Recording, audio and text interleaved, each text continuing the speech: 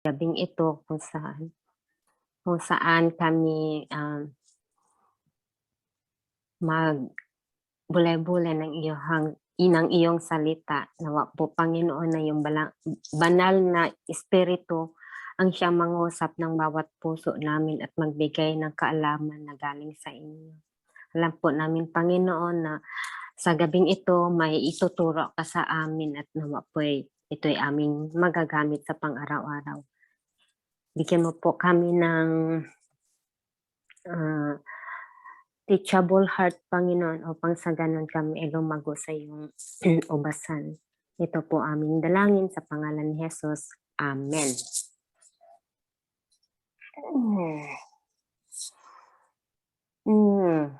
Ito'y karugtong ng ating pinag-aralan nung nakaraang linggo, nung nakaraang Friday, pagpatuloy po natin. In regards to discovering God's will, what the believer should do. Evidence a teachable spirit, found in Psalms 143 verse 10. Mag-roll call kaya tayo para mag-participate lahat. Just a moment. Sino pa? Tawagin natin si yung taga-US. Jen, pakibasa. Okay. Psalms 143 verse 10. Apa. Teach me to do your will, for you are my God. Ay, nawala.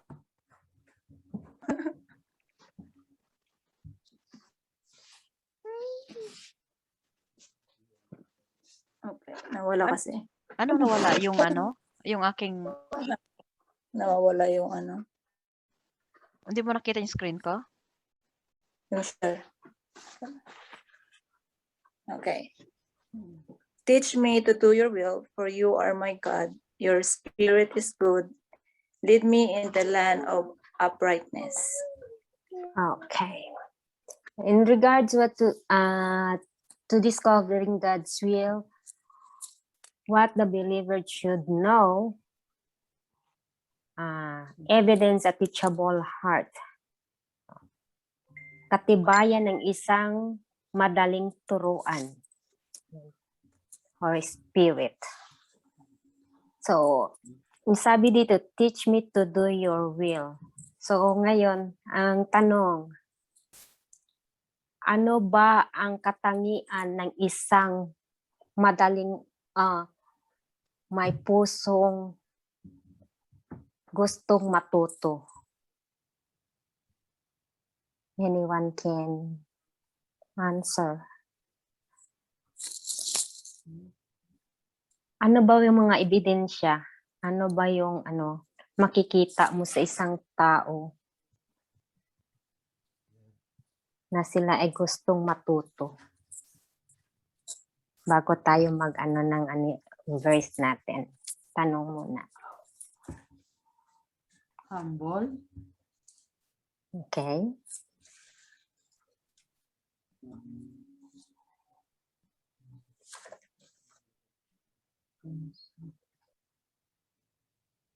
Sa bata, pag makikita, nagtuturo tayo sa maliit na bata. Kadalasan, pag ang bata ay may yung excited na matuto, sabi mo kagad na gusto niya talagang matuto.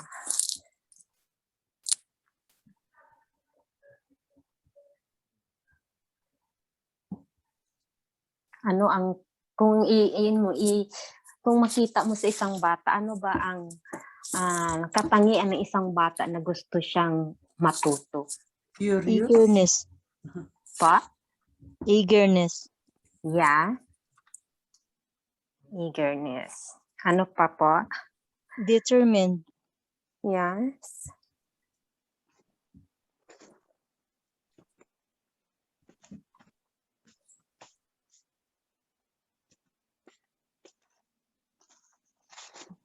Sumusunod. Yeah. Pag ang isang tao, isang Kristiyano ay gusto niyang matuto, especially sa mga bagong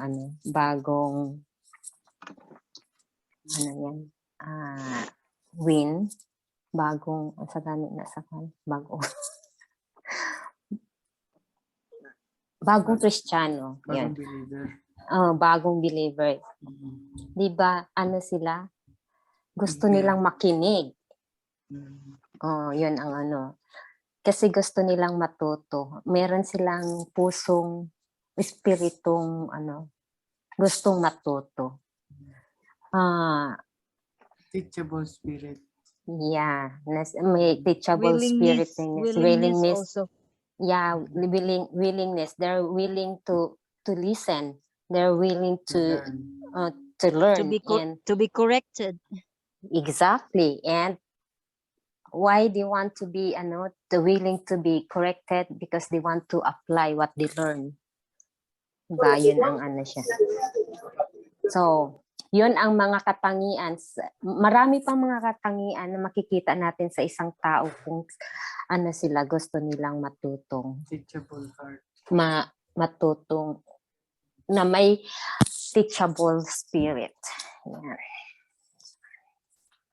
Tsaka yung hindi siya madaling mainip, yung hindi siya Mainipin. mainipin. Hindi madaling mainit Patient ang siya, ulo. patient.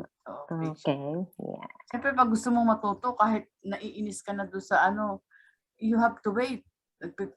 Patience. Patient siya sa pakikinig. Di ba kagaya ni Maria, mas pinili pa niyang maupo sa paanan ng Diyos kaysa doon sa sa kusina na para sa pagkain. Yung may priority siya. Pina-priority niya yung gusto niyang aralin. Diba? Pina-prioritize niya. Yan. So, kailangan natin malaman as a mananampalataya sa Panginoon na kailangang magkaroon tayo ng sabi nga ni Teacher Alice, if I'm not mistaken, si Teacher Alice yun. You have the eagerness to learn. You have the eagerness to to apply kung ano yung tinuturo sa iyo. Yun.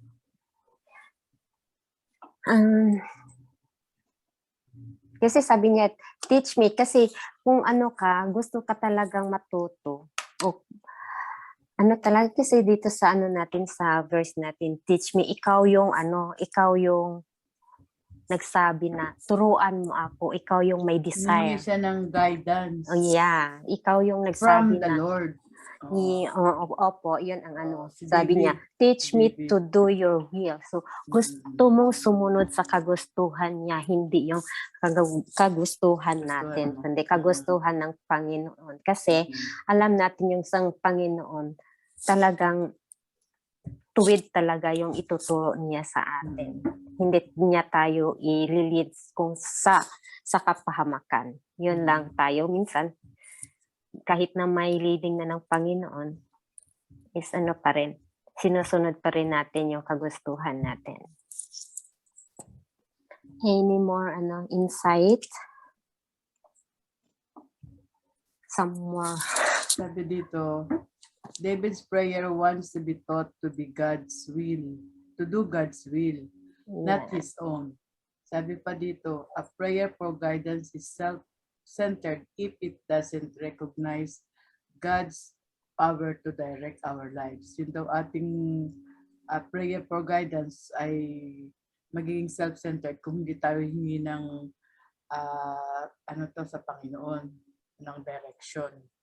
Halimbawa, humingi tayo ng payo sa Diyos. Humingi tayo ng payo na, teach me your will, Lord. Pero, hindi ka naman humingi sa Kanya ng payo na yung gusto niya ang masunod, pero yung gusto mo pa rin ang gagawin mo. So, hindi yun ang tamang, ang tawag dun, hindi yun ang tamang guidance na para sa na hinihingi mo.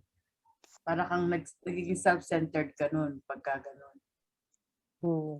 Kailangan sundin mo yung will ng Panginoon. Kasi humihingi ka ng guidance eh. Eh ito ang guidance niya. So, kahit na may naiisip ka na sa sarili mo na parang gusto mong gawin, hindi mo dapat sundin yung sarili mong gusto, kundi yung gusto ng Panginoon para sa'yo. Kasi Yeah. para ano mo na, siya talaga sinusunod mo, hindi yung sarili mo. Meron kasi tayong dasal na humingi ka ng guidance pero nakaplano na yung gusto mo. Nagpapaalam ka lang nun. Hindi ka yun talaga- pumingi. Oo. Parang pupunta ka sa party, sabi mo, Tay, punta ako sa party, pero nakabihis ka na, nakaporma ka na. Tay, punta na ako, alis na ako. Yung pala, nanduduk ka na, nakaalis ka na. Hindi ka man lang intayin ng tatay mo na pumapayag pa o hindi. Parang ganun. Doon sa ganun, self-centered ang labas natin noon. Tayo pa rin ang nasusunod. Dito mali ang sinasabi niya, teach me to do your will. Hinihingi niya na sa Panginoon na bigyan siya ng guidance na yung will ng Panginoon ang masunod niya o makita niya, ma-prioritize niya. Kasi tayo may ma-prioritize sa buhay, di ba? Halimbawa, itong trabaho ko, gusto ko talagang makakita ng pera, pero Sunday, kailangan ako sa church. Anong unahin mo sa dalawa? Bibigyan ka ng part-time ng mas malaking double your money. Kasi dati hindi mo naman pinupuntahan yun. Ngayon Sunday, may special event sila. Bibigyan ka ng doble dun sa kikitain mo.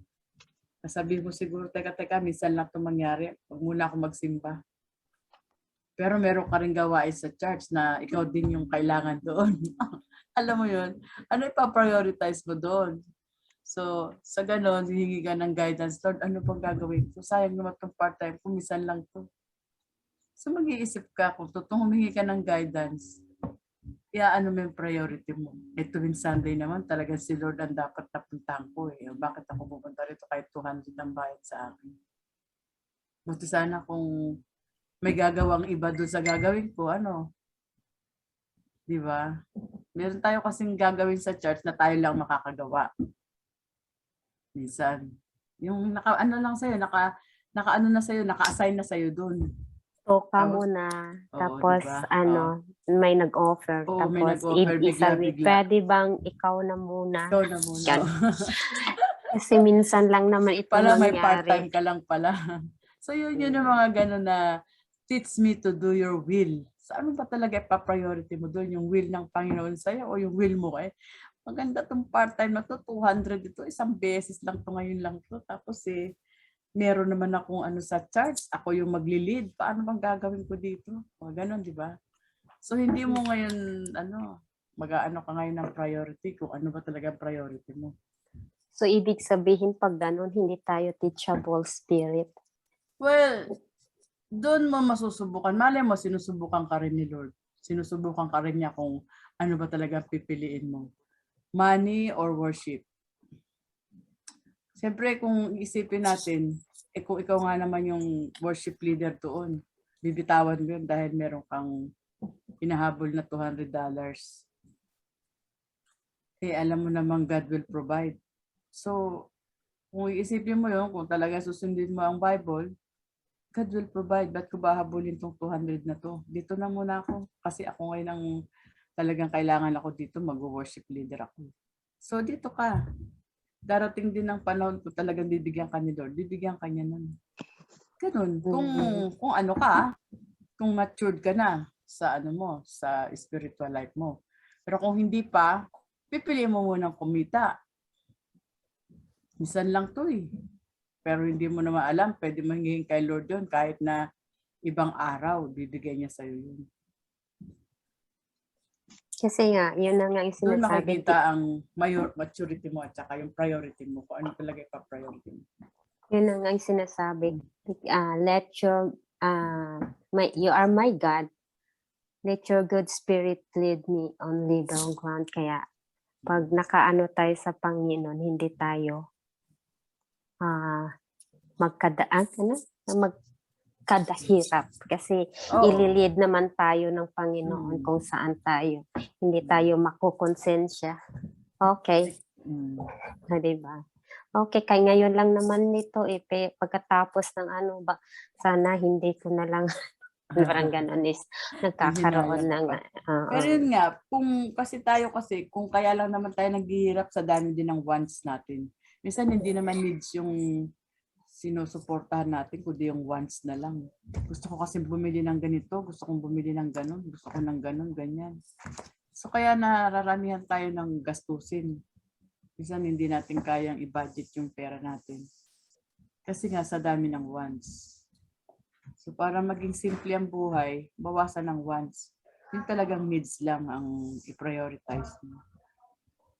Ganun dapat ang pag-iisip mo na bigyan ng priority. Kung talagang gusto mong magkaroon ka pa rin ng panahon sa Panginoon.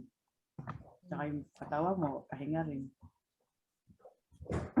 And at sinabi pa may isa pang desire to learn. Yun ang isa sa mga sa teachable spirit.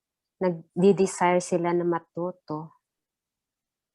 And then sabi, people with a teachable spirit dedicate themselves to lifelong learning. So, ibig sabihin, yung hindi quick, kung hindi dahan-dahan yung yung paglago o yung pagkatuto, yung yung pagkasabi nun, yung learning mo is not quick, is not so fast na ngayon ka tinuruan, bukas ng umaga marunong ka na lahat, kundi dahan-dahan. Kasi ang Christianity naman hindi siya hindi naman siya in a blink of eyes magiging ka na, holy ka na. Yeah. So we are is gradual yung niya. Yung yung learning natin is dahan-dahan. May maibang mabilis, may iba ding dahan-dahan yung nila pagkatuto. Tsaka yung ibang teachable, yung may teachable heart o teachable spirit, yung pag tinuruan ka, halimbawa sa church na ganito ang dapat na tono ng kanta, nakasimangot ka na, ayaw mo ng kasi parang feeling mo, ina-under ka o Sana hindi tayo ganun. Diba? Depende naman din siguro sa kanta. Kasi yung Hindi. Amazing Grace, kagaya ng Amazing Grace, yung old version gusto mo, ang gusto Hindi, yung character ba natin? Yung character, if you have a teachable spirit, okay. kailangan matuto tayong tumanggap ng pagtuturo sa atin pag may nagtuturo. At saka yung nagtuturo, sana wag din masyadong rude yung pagtuturo na gagawin. Kasi merong ibang madaling mainis na magturo pa. Sabi mo ba naman to? Simple-simple lang, hindi pa matutunan. Yung mga ganun ba? Dapat marunong din yung teacher na mapasensya din yung teacher. Umintindi kasi minsan hindi naman talaga kaya ng gano'n. Pero mostly dapat yung tinuturuan, siya yung may teachable heart. Yung marunong siyang tumanggap ng pagtuturo sa kanya. Ng correction. Hindi siya maramdamin, hindi siya sensitive sa sa comment ng teacher niya pag tinuturuan. Paano nga kung rude nga yung magturo? Pakanta-kanta ka pa kasi hindi ka naman marunong. Hindi mo naman siguro hindi mo maiwasan, hindi ka magtampo. Imposible Siguro yung teacher dapat ang turuan para hindi maging rude. Para hindi siya turuan siya na matuto siyang hindi maging rude. Isa siguro din siguro natin yung nature din ng isang tao. If yung kung ganito ba siya talaga magsalita, nature niya ba ganun na parang pabagsak. Hindi, Oo. yung 'di ba may taong Yung galit parang na sumisigaw malumanay kahit pa rin hindi yung naman. yung boses, pero yung Mm. iba hindi man sila galit, pero yung parang ang Galit. ano, yung boses nila parang Galit. laging nakasigaw or parang Oo. laging Naka-high pitch. ganon, oo, parang ganon. Parang makinig ka, parang ganon. Kaya Oo. siguro, as a Christian din, as matuto rin tayong umintindi kung ano ba ang klaseng tao ito. Kung Hindi. talagang nature ba na talaga Pag niya na, nagtuturo ka ating, kailangan talaga ang virtue mo. Maging mahinahon ka. Unang virtue, maging mahinahon ka. Pangalawa, pasensyosa ka. Pangatlo, talagang kailangan mong, kumbaga ay, anong tawag dun? Kung sa bahay ay kaya mo sigawan yung mga anak mo pag tinuturuan mo, pero pag sa ibang tao, kaya sa church, kailangan talagang yung slow kang magsalita. Huwag kang maninigaw, huwag kang manggagalit. Kasi yun nga, kailangan iwasan yung manigaw sa tinuturuan. Kasi hindi na babalik yung mga estudyante mo pag ganun. Hindi, manggagaling din sa bahay yan, te, believe me. Kasi kung ang Sa ugali mo sa bagay. bahay ay madadala mo yan. Masigaw-sigaw. kasi what's inside, you will bring it outside. It seems like kung ano yung nasa puso mo, iyon Sa din bagay. lalabas sa bibig mo. Ayan. Bagay. And it Pero seems like that. Kailangan talaga Kaya- ang teacher, hindi pala sigaw sa mga bata. Kaya nga po nag-ano tayo dito na ano ba talaga ang ebidensya ng ano ba dapat ang teachable ugali. heart, ugali ng ng isang Kristiyano. Kasi we're still God is still molding us because we are not yet perfect. We still God is trying to mold us into perfection, but then we're still here on earth. So, kung minsan maganda ito, na sana, magandang pero prayer ito teach me to do your will. yeah. Magandang prayer ni David yan. At yan ang dapat natin ipag-pray lagi. Kasi sumusurrender ka dyan sinusurrender mo yung sarili mo sa kanya na ipaalam niya sa'yo yung will niya. Hindi yung gusto mo ang mangyari, kundi yung gusto niya ng Panginoon. Pagsuko na yan So, napakaganda. Kaya nga teachable heart siya kasi teach me to do your will. Surrender. At saka sabi pa Surrender dito, siya. a person with a teachable spirit is constantly evaluating themselves. Oh, Though we have that, sarili as a- nila, hindi ibang tao. Sarili nila Yeah. ini-evaluate Yeah. nila. so Tama. magiging tayo, kumbaga aware yung parang yung ugali ko ba na, Oo. ano ba ito ng sa Panginoon, Oo. may kaibahan ba ako mula nung nakilala ko yung Panginoon? Oo. May changes ba Nagbago sa na ba buhay ako? ko? Oo. O mas lalo akong Lumala. sumungit? Lalong sumungit, lalo naging grumpy. Yeah. Kailan naging Yun Christian. ang isabi. Oo, yun nga. Dapat evaluate talaga natin ang sarili Kailangang natin. may improvement. Yun Oo, ang Kasi, Kasi pag may teachable heart ka, may teachable spirit ka, you have to ask yourself also na hindi lang natin antayin yung mga tao na kung anong makita sa iyo, kung may sabi, uy, dati ang sungit-sungit mo ngayon, pero ngayon mataray ka na. Mas masungit ka pa. Dati ka nang masungit, ngayon mas masungit ka pa. Pero Patay ka tayo ba? hindi natin antayin yung ibang tao na magsabi na may changes sa buhay mo. As a Christian, kailangan din natin evaluate yung sarili natin kung Analyze may yourself. improvement ba tayo. Tama yun. Kung Hindi lang- ang ginagawa ba natin nagiging better o nagiging worse. Tsaka And pag then, yung mahalaga sa teachable heart, yung spirit, yung pag tinuturuan ka, wag ka rin yung lalaban. Ano ba yun? Wag kang magpa-fight back. Pagka yung medyo walang Masakit. pasensya yung teacher mo, wag ka na lang kumibo. Kasi But- pag lumaban ka sa kanya, ibig sabihin nun wala kang planong matuto. Baka hindi ka na niya turuan. Diba? But sometimes ang rebuke is masakit. Sa bagay. Masakit kasi pag hindi ka nauntog, hindi ka magigising. Kaya nga sabi sa Proverbs din na it's better to rebuke than to yun, ano ba Basta't sabi na? godly rebuke, yung ang intention mo ay magising yung tao sa kanyang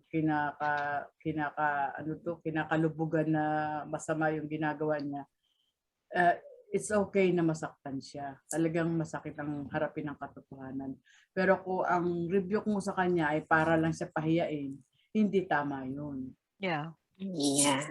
Hindi maganda yun.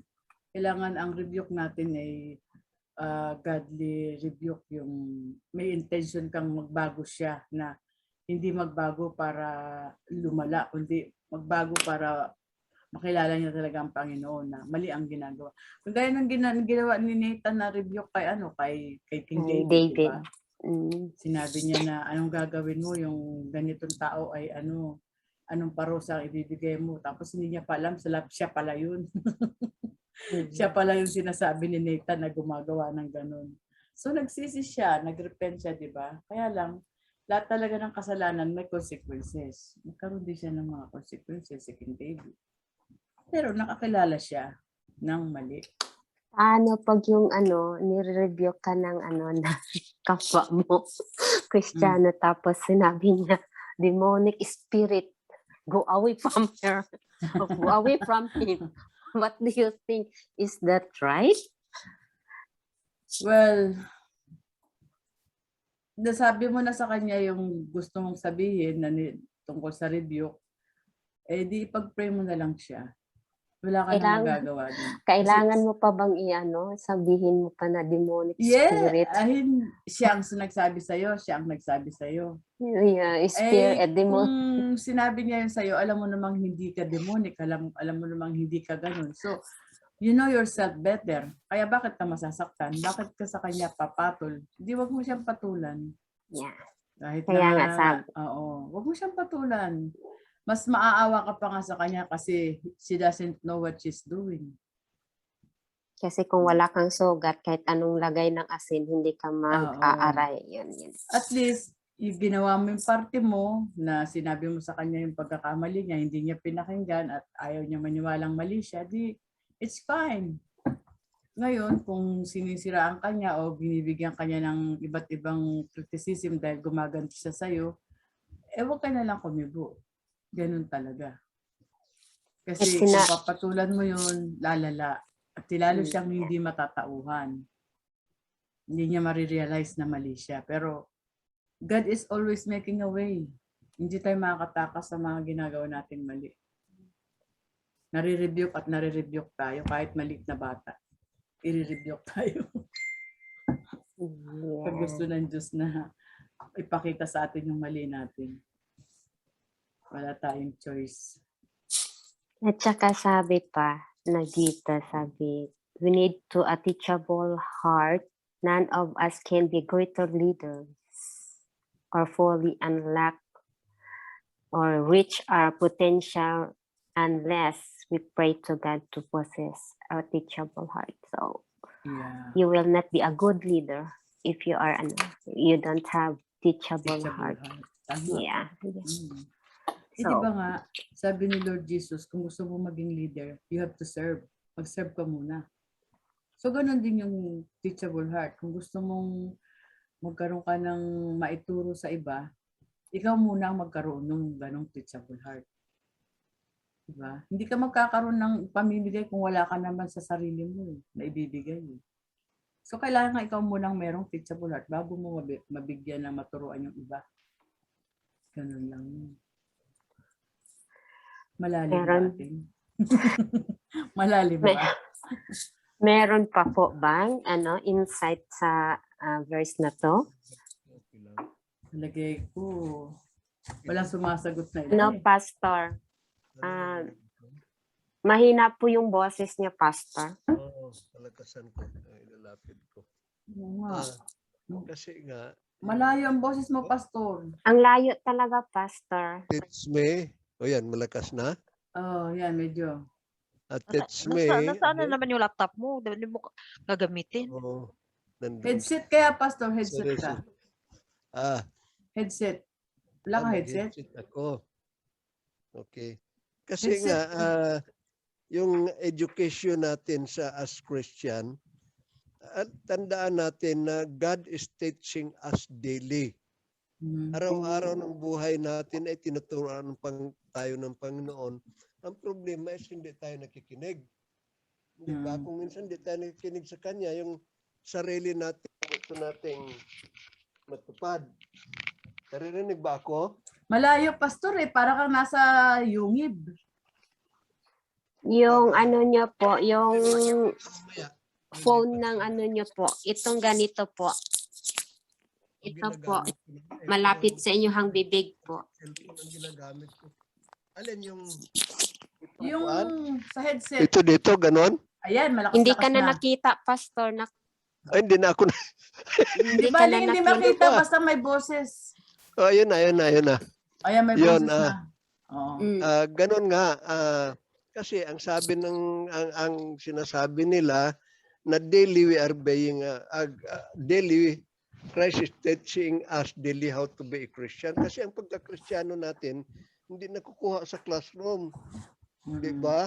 It is a lifetime na studies natin. Yeah. So kung sinasabi dito is magkaroon ka ng teachable heart, you must submit to the Lord. Yeah. I-submit mo yung sarili mo sa Panginoon nang sa ganon, kung ano man ang kamalian mo, kukurikan niya. Ang problema, katulad ng mga bagong Kristiyano, primero masigasig yun. Masigasig mag-aral. Gusto araw-araw is linggo.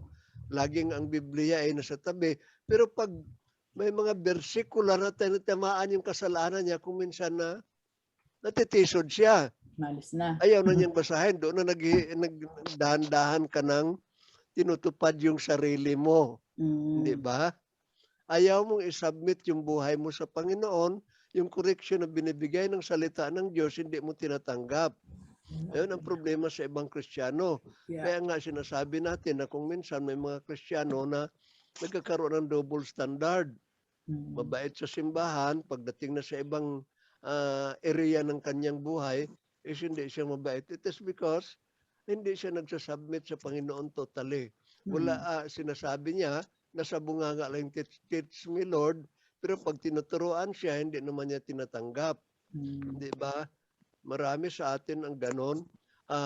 Saka isa pa, pag ikaw ay matagal na sa simbahan, nabanggit ninyo kanina, matagal ka na sa simbahan, pagkatapos may isang baguhan, natuturuan ka, ayaw mong tanggapin yun kung minsan pagkat mas matanda ka na sa kanya, mas may edad ka na, matagal ka na sa simbahan, hindi mo kayang tanggapin yung mga sinasabi ng mga baguhan. So that is the problem with us Christian kung minsan. Although, kaya sinasabi kanina ni Ating, dapat daily we must evaluate. Kasi ang learning process natin, yung experience natin sa araw-araw, i-evaluate natin yun. Ano ba ang reaction ko? Reaction ba yun ng Christian? Yun ang learning process natin. Ano ba ang reaction ko kanina? Matapang ba ako? Dapat ba ako magtapang sa area na yon? O dapat bang maging mabait ako as Christian? O nasobrang kabaitan ko na na-exploit ako nila? Di ba? They are taking advantage of me. Kaya nga mayroon tayong discerning spirit, kasama yun ang ating learning process. You know, you can discern what is good and what is bad, and what is to be obeyed, and what is to be followed, and what is good for the Lord. Yun doon makikita. Yun. Kaya nasa sa atin yung learning process. Araw-araw yung may experience natin is a learning process, and God is supposed to teach us because the Holy Spirit indwells us. It will teach us on how to react to the situation in our daily lives. Hindi ba? Yun ang dapat na buhay ng Kristiyano.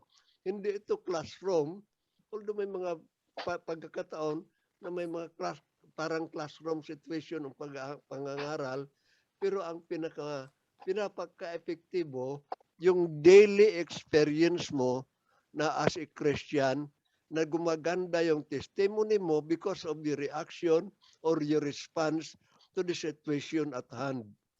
Doon tayo nag-grow. So pag sinasabing, teach me Lord, araw-araw tinuturuan ka na ng Panginoon. Ang problema mo lang, yung pakikinig mo.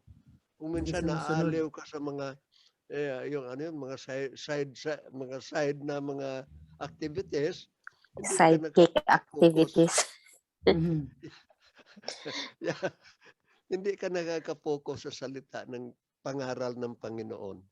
Eksperyensya mo ang magsasabi kung ang iyong reaction or ang iyong response sa isang situation is response man na dapat ng isang may teachable heart. Mm. Tsaka yung, halimbawa, meron kang kapatid na pinaalalahanan mo, kapatid, ganito yung susunod na ano sa pagkatapos na ano. Huwag mo ko turuan, alam kong ginagawa ko. Yeah, yung Mga mga ganong ganun. sagot. Parang hindi mo na siya gustong lapitan sa susunod. Ganon, may mga ganon eh. Ay, nako. Kailangan lang din tayong dapat magpasalamat tayo kung may nagpapaalala sa atin ganun. O sige, thank you ha. Baka nga malimutan ko yun. O. Yung ganun. Pero dyan sa church natin, minsan talagang malupit eh. Yung magpapaalala ka na, sasabihin pa sa'yo na ano eh. Huwag mo ko turuan. Alam kong ginagawa ko. Okay. Kristiyano yun. Pero yun na nga ang isang isa sa kaibigan namin sa church sa Hong Kong. Sabi niya, I don't know if it is related sa ano dito. Sabi niya, nung sa Singapore ako, grabe yung amo ko. Kristiyano na ako, kaya pinag-pray ko siya sana. Ano siya, babait siya kahit konti man lang. Hmm. Hanggang na na siya, umalis na lang siya ng Singapore. Hindi Hindi pa rin bumait yung amo niya. Pero nakita niya sa sarili niya, siya ang bumait. siya ang na change. Nagbago. Nagiging pasensyoso siya. Ah, Yeah. I see. So hindi natin alam kung Siya palang bakit merong ganun sa simbahan kasi ang Panginoon may gustong mabago sa iyo.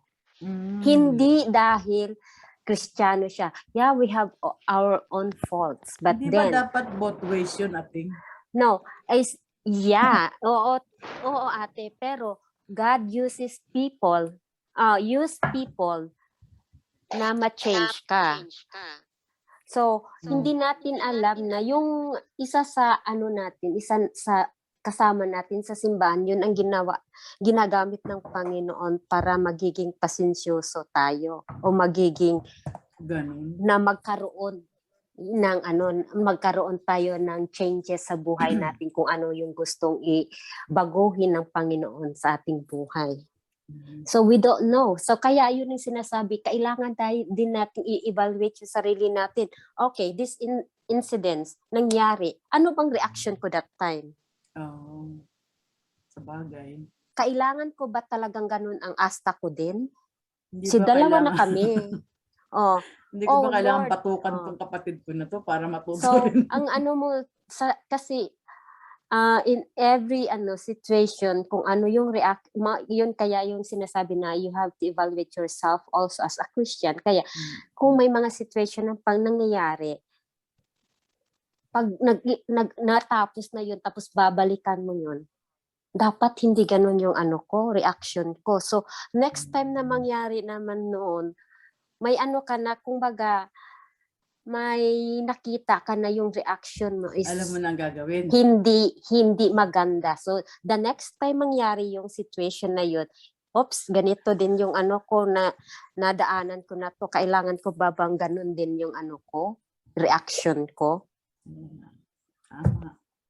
Yun ang kaya nga yun ang sabi niya, which is na-bless din ako. Daming na-bless nung nag-share siya sa nag-share sa discovery namin, sabi niya.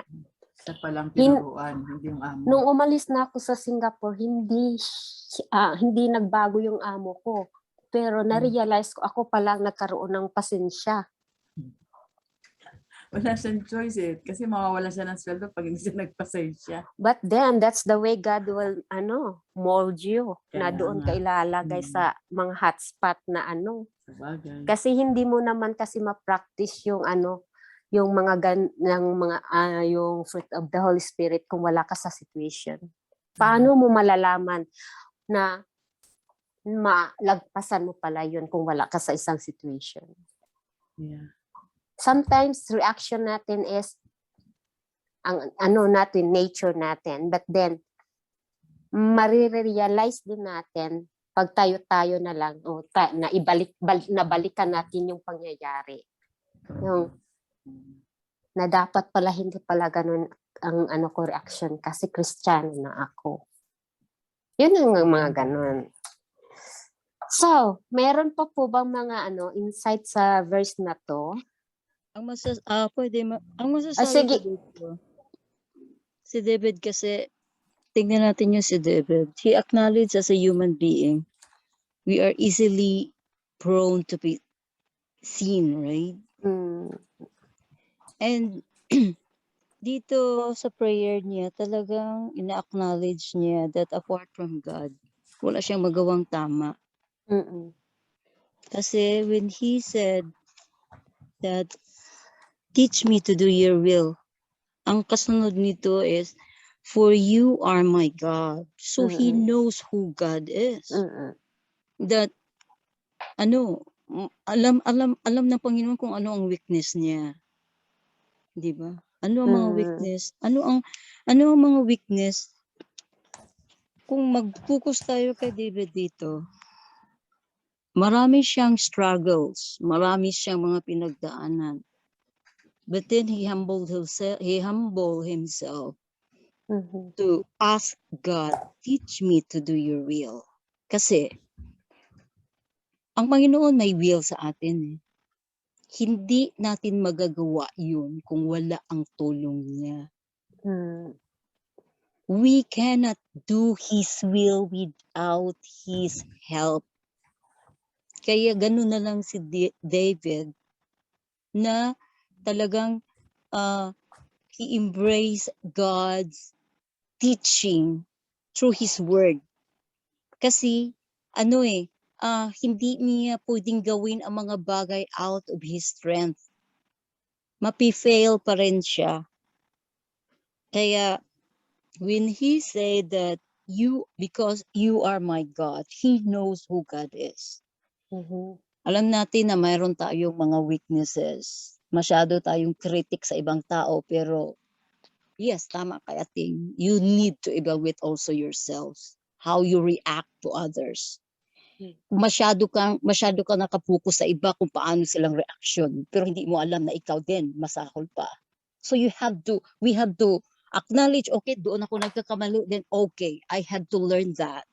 Pero kung palagi na lang naman din tayong nagkikritik sa iba, then wala na ibang masabi sa ibang tao kundi ikaw is napaka-critics ka. So I think lalo na sa atin, we are always focusing in our church.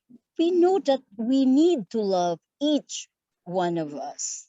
Hindi ayoko yung i-correct tayo mga nasa sa church, but then ikaw mismo kung meron kang ayaw sa isang tao, just go with the Lord and ask this kind of thing na pwede mo siyang kausapin in a way na in a godly way, as we say. Kasi minsan, yes, meron tayong mga swing mode. Di natin madali man sabihin na, ay, napakadaling excuses yan. Pero we know that kung teachable tayo, dito masusukat kung the way mo siya i-correct and then say, okay, I've done that, yes. And then next time, yes. Many times we fail kasi ganun ang tao eh. Then ganun na ang ganun na.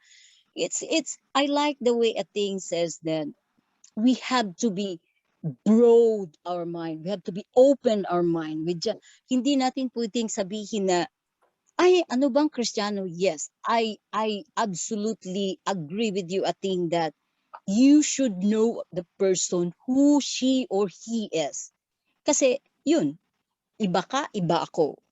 Diba? So, we don't critics right away to the person, ay, anong klaseng Christian yan? No. Because God put us in, kung as a church, binild up niya tayo, iba-ibang gem tayo. Iba-iba tayo, pero pero nagkakatugma pa rin tayo, nagkakasukat ang iba-iba ang sukat, iba-iba ang gilas, pero yun, nabibuild up tayo sa ating kaibahan. Kasi that's the way how we accept each one of us, how we accept each person, how we love this person, ganun. But God always teaches us, as Pastor says. But kung tanggapin natin, kung we are teachable, yes, pride is always, nandyan sa tao na pag nasabihan ng totoo, masakit. And sometimes cannot accept it. But, well, kung teachable ka, you have to humble yourself. And try to accept what is right for you in order sa atin isa-isa mag-grow. Kasi aminin ko rin, may mga time akong talagang iba ang dating ko, but it doesn't mean na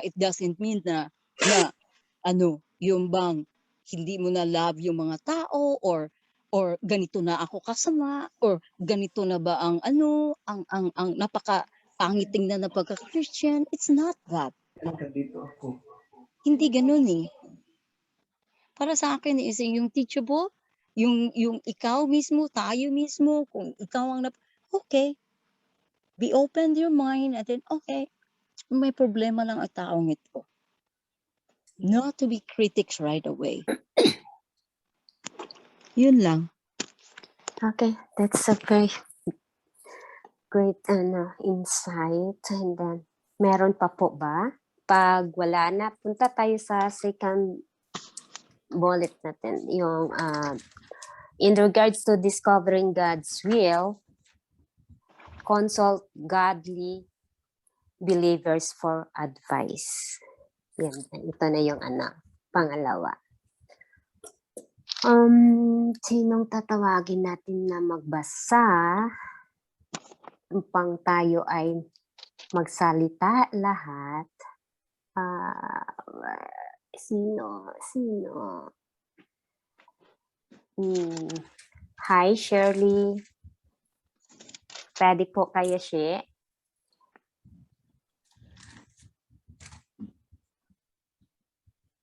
Hi, Shirley. I-skip mo yan, Chate, kasi Okay. dating dahil usually nasa bus yan. Okay. Nasa bahay ito si Melissa, ang alam ko. Hi, leader.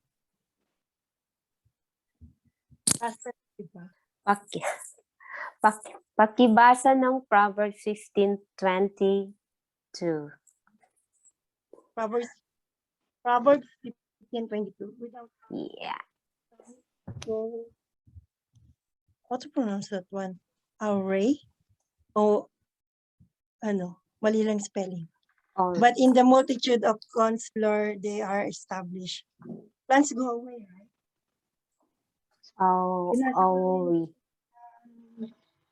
But in the multitude of counselors. Kasi ang dito siguro, paano ba yan pagbasa? Ori? Ori. Ori? Okay, Ori.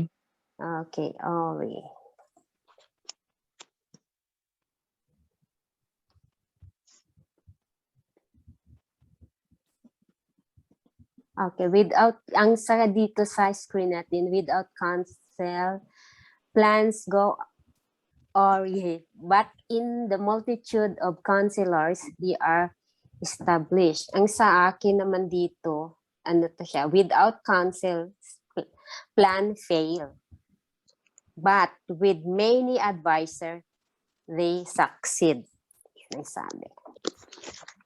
Tanong, bakit hindi lang ang sabi dito, consult godly believers, hindi sinabing believers lang, walang bakit nakalagay dito na in-specify talaga nga godly believers, not just believers? Ano po Okay. ang Sige. Pwede. Sige. Ang ibig sabihin ng ore is wrong, in Yeah. other word, or a miss. Ang ibig Is sabihin, failure. Parang ganun. maano ka, yung bang it might be something wrong, or Ah. mawalay amiss, or yun. Without counsel, plans go awry, but in the multitude of counselors, they are established. Ang sinabi dito sa pinag-aralan natin is consult godly believers. Ikaw, kung believer ka, I think it doesn't make sense at all kung kukuha ka ng advice doon sa unbeliever. Right? If you are believer, especially sa mga bagay na yung spiritual things, na kailangan mo ng advice in spiritual things, pupunta ka sa unbeliever? No. You're No. not the same spirit. So I have to go to, at saka iba din ang mga believers at saka unbelievers, iba ang decision kasi iba ang pananaw nila eh. Iba yung may spirit of God at yung wala. Kasi tayo mga believers, we are basing on His words. Doon tayo sa kanyang salita. We believe that God's word is the absolute truth. Right? Tapos, kung hingi man tayo ng advice sa mga unbelievers, ang foundation nila is from the world eh. From the world teaching. Hindi sa salita ng Panginoon. Kaya kung tayo hihingi ng advice sa may mga kaibigan ako na sometimes believers, they like to direct to those unbelievers. Ang masasabi ko lang din sa kanila, why you don't go to those people that you believe na spiritual people? You know what I mean? Those yung kumbaga ma-trust mo na itong mga tao na to is they were alam mo kung gaano sila ang foundation nila through God's way, Iba. Kaya dito sa pinag-aralan, consult godly believers for advice. Kasi itong mga taong pag sabihin natin godly, of course, believers, and those who also obey God and naka-abide sa salita ng Panginoon. I'd rather go to these people kasi nandoon yung moralidad na kung saan naayon doon sa pinag-aralan natin at we believe that the words is from that. Yung isasabi nila sa iyo, ma-enlighten ka kasi doon din sila humuhugot dahil na-experience din nila yon. Pupunta ako doon sa my experience na believers. Kasi ang purpose para sa akin, ang purpose ng Panginoon, bakit ina-allow niyang ma-experience natin yon? Because for those others who come to us, na those mga believers na hindi pa nila nasubukan at they will come to you and you can help them because you can advise them because naranasan mo yun. I think that's what the purpose also why God allows us to experience all those things para magiging useful din tayo sa iba. Yun. Yun lang ating. Thank you po. Kasi ano ba ang kaibahan ng believers? Kasi bakit hindi na lang sinabi dito na believers? May kalakip pang godly. How we differentiate about between godly believers or just believers? Yun Ang godly believers is they abide the word, they obey the word. They experience the word of God. They apply the word of God. Kasi kahit sabihin mo na believers lang yan. Hindi naman tayo magja-judge sa isang tao, di ba? Pero nakikita natin sa fruit sa taong ito being believers. Nakikita natin ang fruit of the Spirit sa taong ito eh. Kaya I will go to this person. Dahil mayroon akong mapupulot na maganda sa kanya. Hindi yung At saka may mga believers din na you cannot trust eh. Aaminin ko yan, may mga believers din na I cannot trust to approach this person. That's why I had to find believers na talagang I can trust. Na yun talagang kung ano man yung needs ko na advice, magigets ko doon sa taong yan.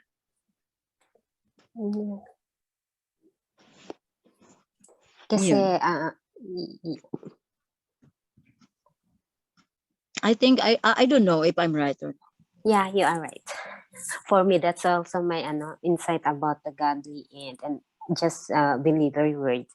Kasi ang godly, makikita mo yun talaga ang fruit of the Holy Spirit. Hindi man lahat, kasi we are not Oo. perfect, hindi Oo. man lahat, but is most of the fruit is nandoon.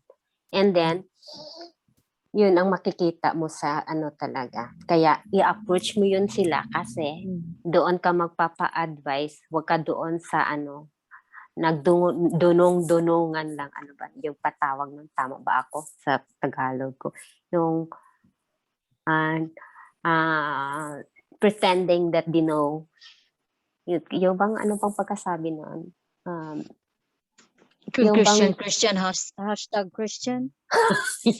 yeah, yung he is a Christian, let's sabihin natin, okay, smart siya, but then parang Pero alam hindi mo niya pa rin lahat. nag-gets Hindi kita. ni- Go ahead, Yung needs mo, yung talagang meron kang makilala mo kasi ang tao, di ba? Makilala mo lalo na sa mga bagay na talagang very critical na decision na kailangan mo. Kailangan pupunta ka talaga doon sa trusted na tao na mag-gets matumbok yung advice na talagang gusto mong marinig sa kanya. Yeah, but then before we consult those gusto natin we have to pray, which Yes. even though we say that they are godly, makita mo they are Mm-mm. godly believers, but then sometimes God will lead you to the right person na yon ang makabigay sa iyo ng tamang advice. Kumbaga, I agree with you. kasi hindi lahat na godly, kumbaga, kung sa natin talent, hindi pare-pareho yung talent natin. Kung gusto mong matutong kumanta, doon ka pumunta sa marunong kumanta. Wag kang pumunta doon sa marunong mag-preach kasi yung gusto mo hindi mo makukuha. Kaya yun ang prayer. We have to pray for direction, where to go. Kahit na sabihin mo na they are godly, but then we don't know that ang pinuntahan mo music pala yung alam niya, pero ang gusto mo is preaching. So, yun ang din, isa din doon sa pagkukuha tayo ng or pupunta tayo for counsel. Yun din ang first thing to do is to pray which person ang pupuntahan natin. Yun ang natin. Meron pa po ba? Sino pa ba? Pwede Pastor? magdagdag ulit. Okay po, Pastor. Kasi ganito yun. What the believers should do, consult godly believers for advice. Alam mo, it involves fellowship. Kasi pag ikaw kahit na Christian ka, pag ikaw na-isolate dahil sa kasalanan mo, nahihiya kang lumapit sa mga kapatiran. Di ba? So we need to have that fellowship always, i-maintain ang fellowship na nakaka-relate ako kaagad sa iyo kahit hindi ka maghingi ng advice, alam ko ang problema mo. Di ba? There's no need for you to consult, but I will give you the unsolicited advice sa nakikita kong problema. Now, sinasabi dito, multitude of counselors, it is because marami kang brothers and sisters. And out of those opinion na binibigay sa iyo, madidiscern mo kung ano talaga ang tama mong gawin sa sitwasyon. Di ba? Yeah. It is not just na pupunta ka sa kanila. Baka pag hindi sila malapit, pag hindi ka malapit sa kanila, maybe ibang advice ang makukuha mo. But if there is a concrete fellowship between brothers and sisters in Christ, even without you telling your problem to them, they have already known known the problem that is in you and they could give you some advice. Hindi na yung kinakailangan na pupunta ka pa, but they themselves know because we could relate sa iyo kasi parang magkapatid nga tayo. So it needs to have a strong fellowship with brothers and sisters ang bersikulong ito. Kasi Yeah. pag ikaw lang, nahihiya ka na, itong tinatawag dito, doon sa ibang version is not ori, but it is, ang sinasabi doon is go wrong. Yeah, it will Dinidirekta yung ibang fail. version. Plans So, fail, yeah. yeah. So dito, dapat i-maintain mo yung fellowship with brothers and sisters na kung ano mang problema mo, nandoon sila palagi sa iyo. Hindi na kailangan pang i-relate mo sa kanila because alam na nila kung ano ang mga problema mo kasi kung may kasayahan kayo, nandoon sila. Kung nalulungkot ka, nandoon rin sila nakikiramay. Ang ibig sabihin dito is damayan ng magkakapatid through fellowship. Yes, tama, Pastor. Kaya nga po, Pastor, na kahit na hindi ka lalapit, kung nag-pray ka, God will use the person na makita niya yung hindi nakikita ng iba na needs mo. Yun po ang yun po, may nabasa kasi ako na na sabi na kasi kung minsan hindi nakikita ng isa mong kapatid yung needs mo, pero yung isang kapatid, yun ang gagamitin ng Panginoon. Yeah. Kahit hindi ka humingi ng tulong, pero binibigay dahil nga na. nanalangin ka, hihipuin ng Panginoon yung tao na makakabigay sa iyo ng kumbaga to lift up your spirit. Yun ang po, yung may nabasa po ako na yung ganun. So, tama kayo, Pastor. Tama. Wala namang salamat sa additional na insight sa verse natin. Meron pa po ba? Asan yung iba? Wait, nawala ako.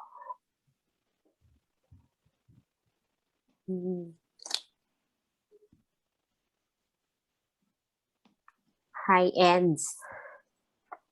May po kayo? May maidagdag?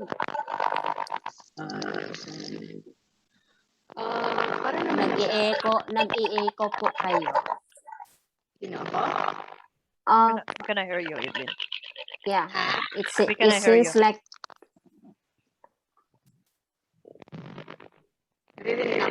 No. hindi pa rin.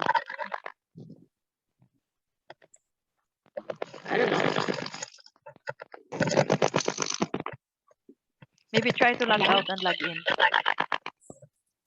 Gargle ang boses. Sino pa? Kay ikaw, Jim. And while waiting for Edlin na ma-fix yung niya, phone. Teka, i-mute ko si Edlin. Hindi ako makapag-isip eh.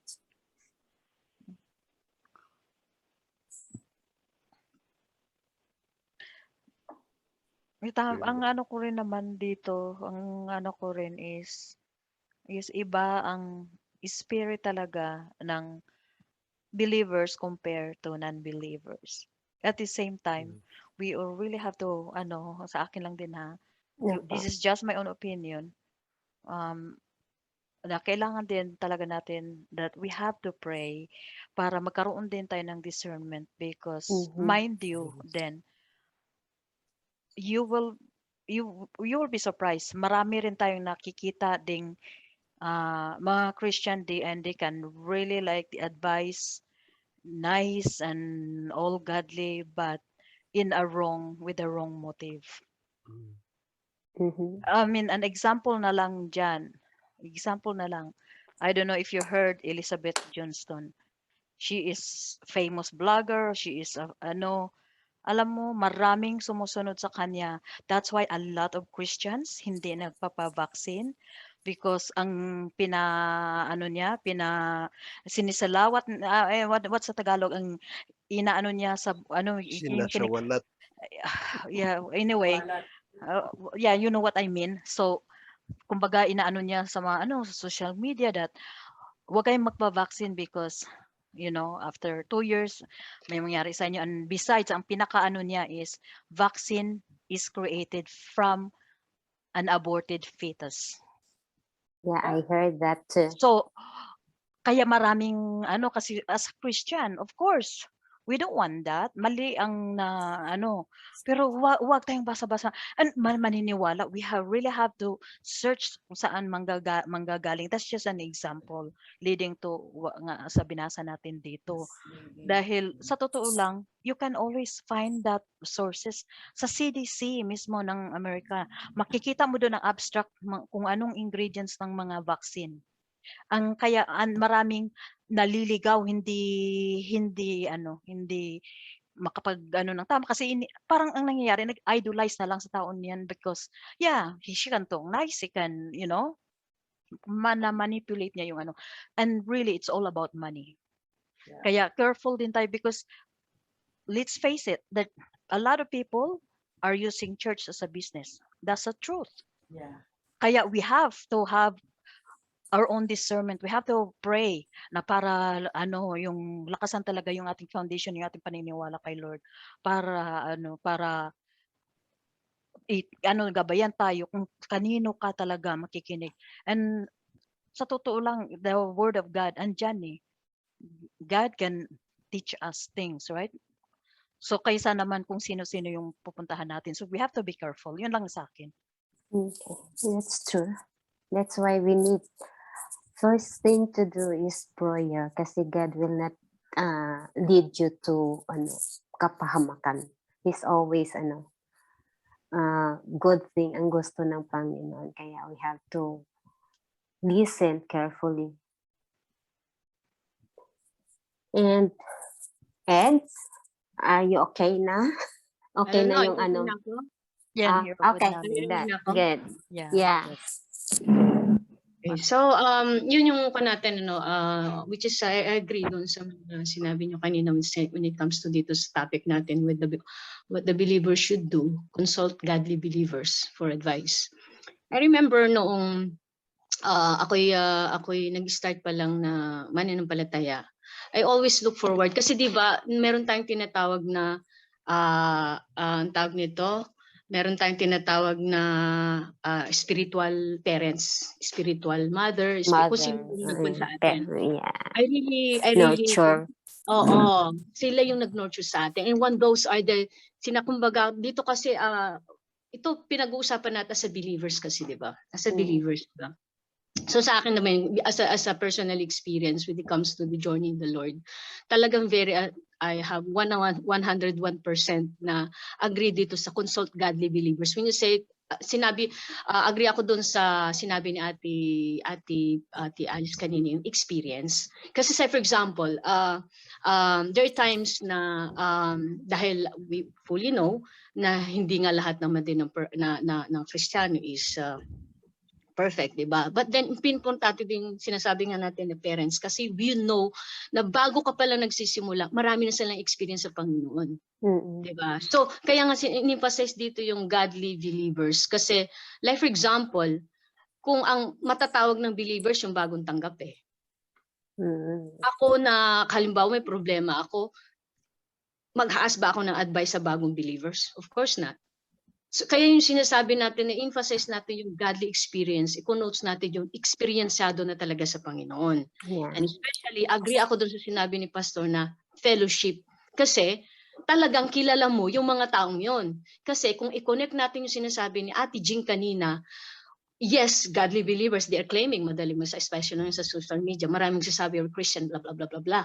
But then the thing is, kilala ba natin yung mga godly believers na yun na sinasabi nila? No. Kaya mahalaga yung fellowship na sinasabi ni Pastor. Kasi doon mo rin, kaya yung sinasabi ko rin na yung mga godly parents ko, yung sinasabi, spiritual mother, spiritual parents ko noon. Kasi kilala ko sila, nakita ko ang buhay nila. Kasi I'm fellowshipping with them, alam ko yung buhay nila, alam ko yung na-experience, alam ko yung testimony nila. So from there, kapag nakaranas ako ng isang sitwasyon, sa kanila, naranasan ko na eh. Pero kaya nga diba inimpasay mo sa kanya, Ate Agnes, na bakit inimpasay yung godly? Kasi gaya yung sinabi ko, believers, bagong believers din yun eh. Ikaw kung medyo mas matagal professional ka na, hindi ka pwedeng mag-ask ng advice sa kanya kasi bago pa lang din siya eh.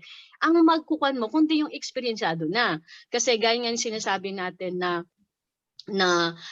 meron akong nabasa rin or narinig din kay Pastor Ed Lapis na sabi nga experience is the best teacher, sabi nga nila, di ba? Pero hindi mo kailangan ma-experience lahat para matuto. So for those kind of people, yung godly believers, ibig sabihin yung sinasabi ni Ate Luis kanina na experience na si Lord.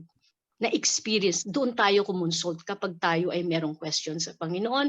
So for example, meron tayong kailangang liwanagan sa sitwasyon natin, consult. Kung yung mga katanungan natin na even sa nabasa lang natin, hindi pa natin totally maintindihan yung Word of God na yun, you can ask them kasi sometimes their experience, kasi kung titignan natin yung experience ni David, he's a fellowship with God eh. Yung experience niya, di ba? At saka she is a chosen one, di ba? Sa generation. Sa atin, by grace eh. So ibig sabihin, ang ating experience naman din sa Panginoon, usually, ang umaabot sa atin, ang kamay ng Panginoon, ang bibig ng Panginoon, sino ang ginagamit niya? Siyempre, yung mga naka-experience na sa kapangyarihan niya. So mahalaga na mag-look tayo ng mga tao, yung mga believers na talagang importante talaga yon. Say for example, yung kung sino nag-nurture sa akin. Like for example, kung sino yung nagdala sa akin sa Panginoon. I'm always looking for that. Meron siyang mali. Noong ako yung medyo nagmamature na sa Panginoon, meron siyang isang decision na I'm very disagree.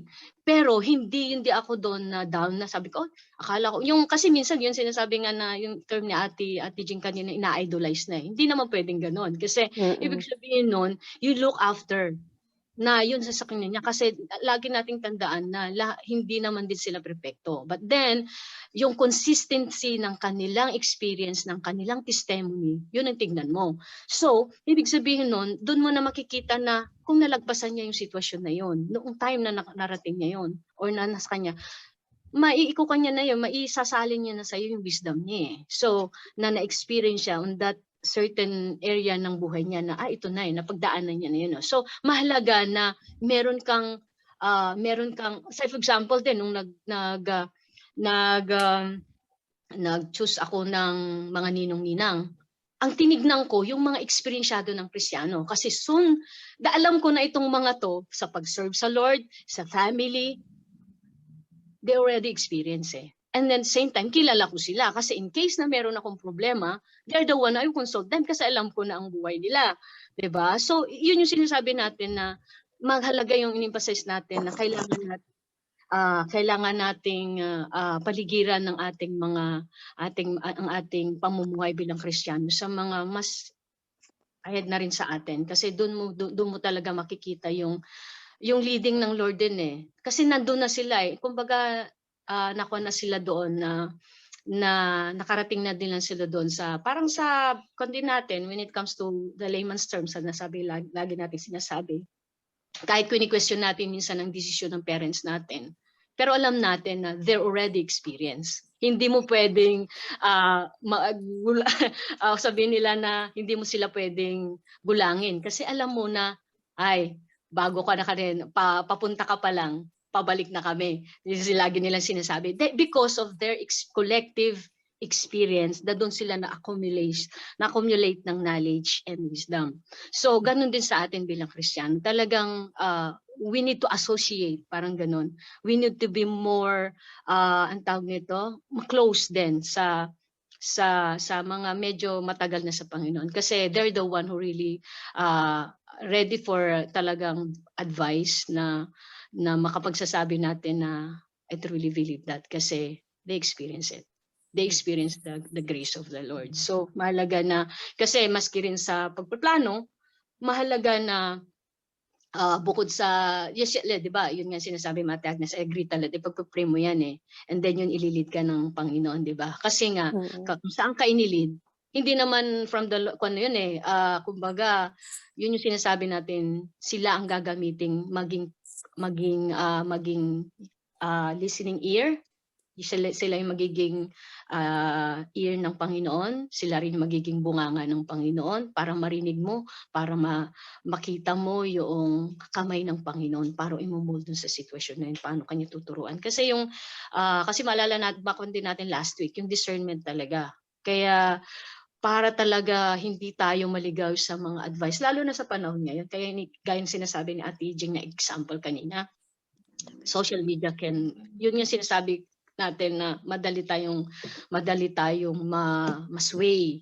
Kaya ang pinakakwan doon talaga, pag makwan yung ating solid or yung ating foundation sa salita ng Panginoon is solid, makikita rin natin, madidiscern din natin kung sino yung pakikinggan natin ng advice at saka yung hindi. 'Di ba? Kasi doon talaga, doon mo makikita paano gagalaw ang Panginoon sa buhay natin, kung gaano tayo kumikilos yung gift ng Lord na sa atin na discernment. Kasi yun ang ginagamit namin niya talaga para natin ma-hit yung God's will talaga. Ang problema nga lang, yun nga, 'di ba? Idagdag ko na rin yung kagaya sa unang topic natin, yung teachable heart. Minsan kasi ang problema sa atin, hindi tayo susunod. Yun ang problema.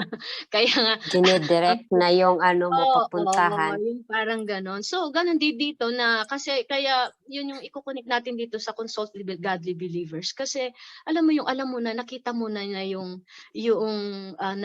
nakuta mo na yung experience nila na itong mga to, nung araw din, nung panahon ko rin siguro, hindi sila nakikinig. Pero through the years ng kanilang experience sa Lord, nakuan na nila na sasabi, meron akong isang kuan noon na nasabi nga niya, nung time na yon kagaya mo rin, ayoko rin makinig. Pero through the evaluation, through times, mali pala yung gaya sinasabi nyo kanina na evaluate, doon niya rin kuan. Kaya makikita mo sa age na nila, sa experience na nila sa Panginoon, meron na silang time, nakakumilit na silang time na nag-evaluate, na binalikan nila yung experience nila noon. So pag nagkuan na sila ng advice, ito nung time na yun, ganito ang ginawa ko. Pero through times, yun pala. Yun na yung sinasabi natin na yung wisdom na nila through their experience. Kaya mahalaga na doon tayo kumonsult ng advice. Kasi makikita natin talaga na kasi syempre hindi rin sasabihin ng Biblia ito, 'di ba?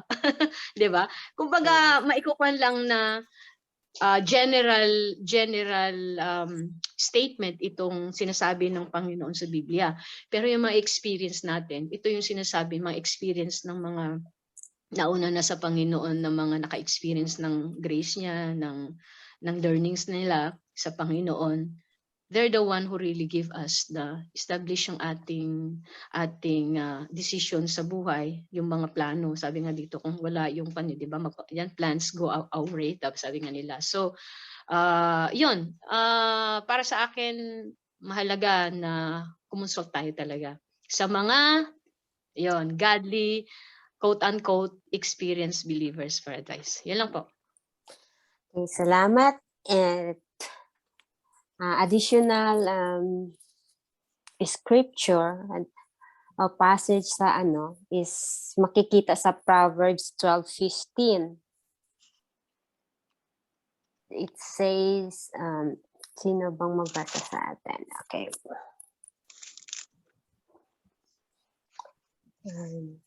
Sino ba si Miguel? Andyan si Miguel? Pakibasa ng Proverbs 12:15. 12:15. Yes.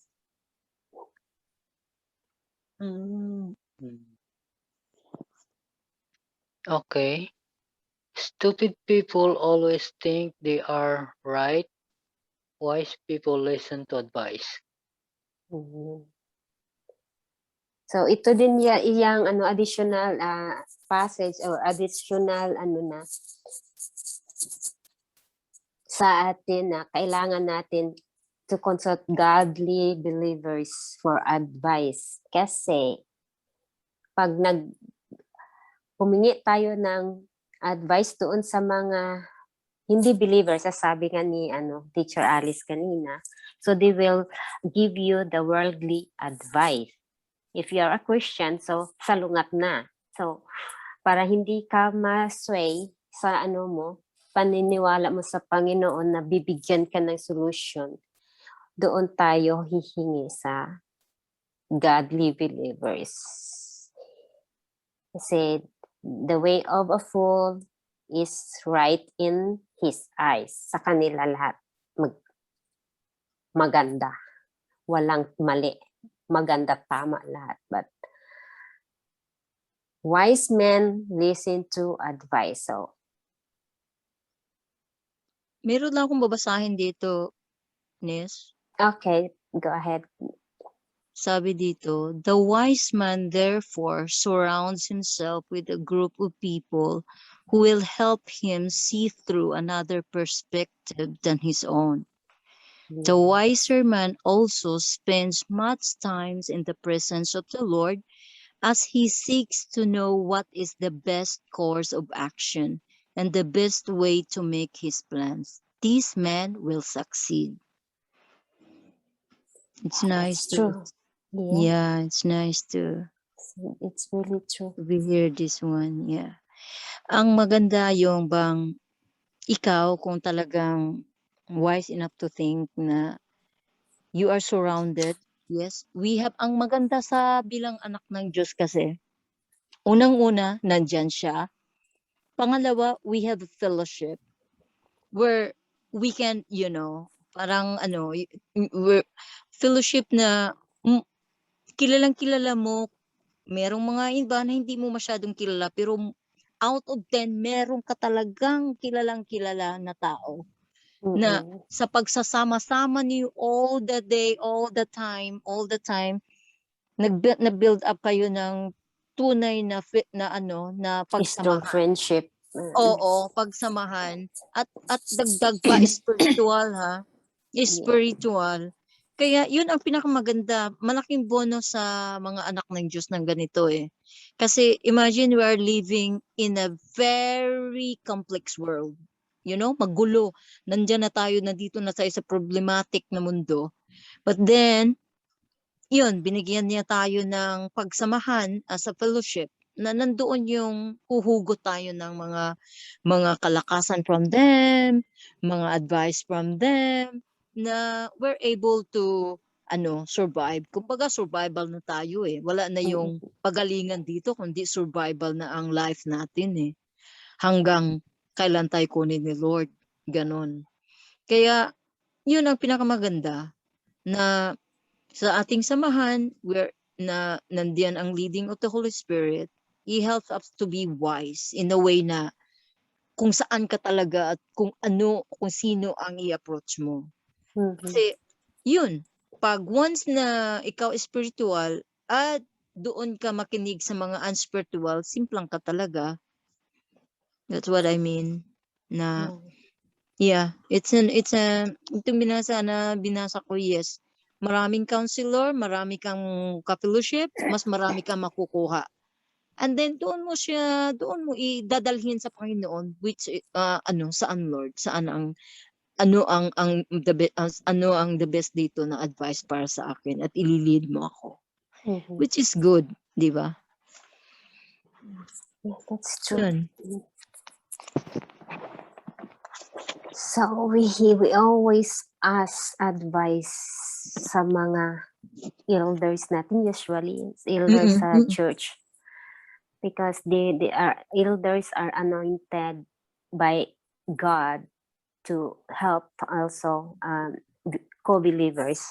Kasi hindi ka pwedeng magiging elder sa church if your life is not according to God's plan, or you are kung hindi ka talaga yung kumbaga nakakitaan na ang Panginoon talaga ang sinusunod mo. Kasi that's one characteristic sa magiging elder is God-fearing talaga sila. That they are following God's will. So, they are the one na isa sila sa mga lalapitan mo if ever you need advice, because God put them there for you, or for sa mga kasamahan sa simbahan. Means if in times of difficulties. Yan siya. And Any more, ano pang masasabi ninyo? Ate Rose? Wow. Okay na ako doon sa mga explanation. Okay. Pastor, any more, additional na insight? Yung sinasabi kasi dito is, narinig ba ako? Apa. Yung sinasabi dito is, huwag kang self-righteous. Huwag kang self-righteous. Kailangan mo talagang tulong ng kapatiran. Yung mga hindi naman sinasabing outright na ikaw ay fool, but it is, this verse is talking to those people who are self-righteous na ayaw tumanggap ng mga advices ng kapatiran. Matigas ang ulo, in other words, matigas ang ulo. So don't be matigas ang ulo. Maniwala at timbangin ng mabuti kung ano ba ang tama, ano mali. Kasi meron naman tayong wisdom na ibinibigay ng Panginoon, na yung discerning wisdom natin, yun ang gagalaw sa atin pag tayo ay nakikinig sa mga advice. So that is very important to us as Christians.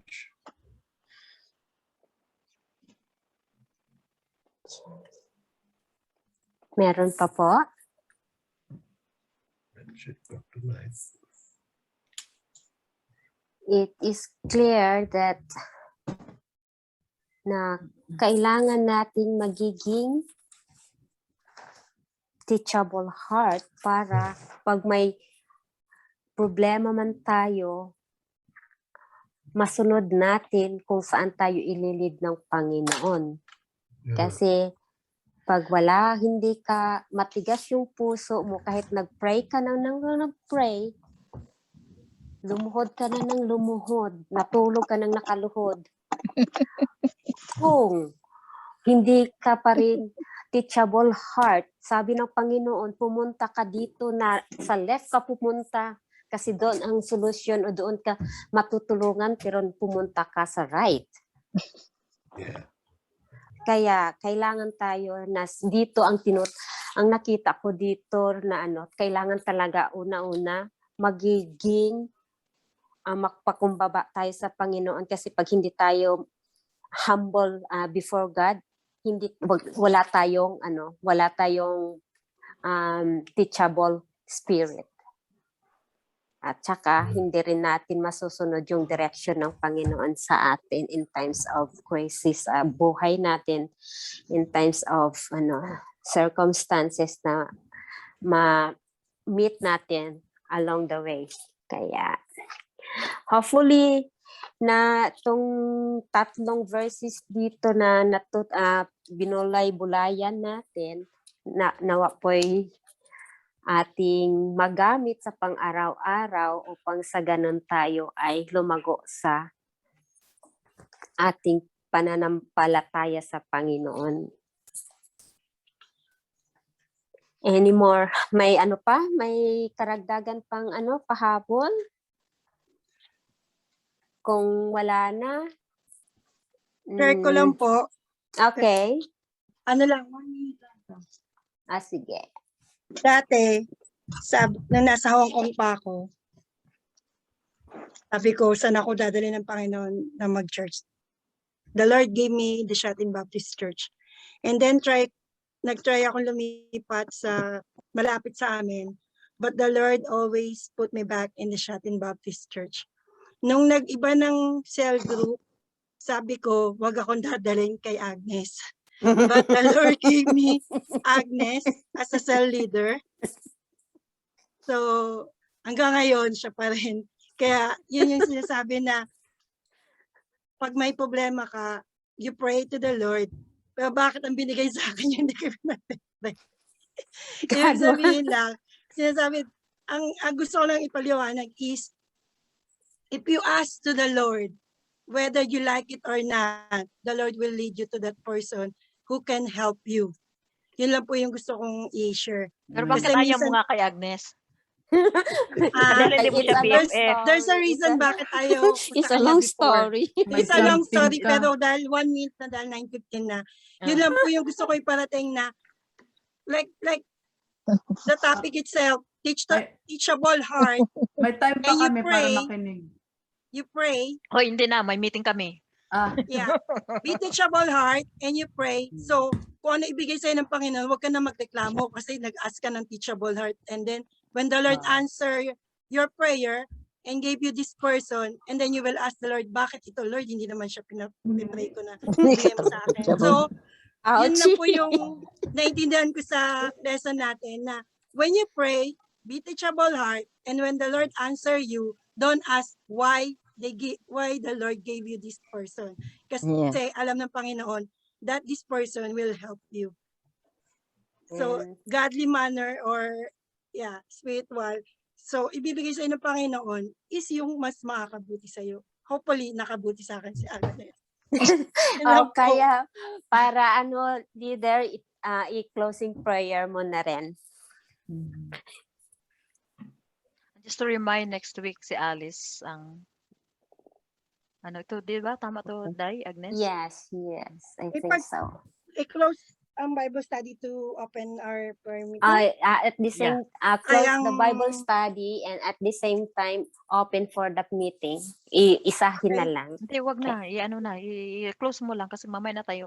Hintayin pa natin si may maganda meeting yung, kayo? Oo, hintayin muna natin sandali Pwede si na kaming si, umalis. Yeah. Magpe-pray Okay. muna, tita. Sige na. Oo, magano na Let's closing. pray.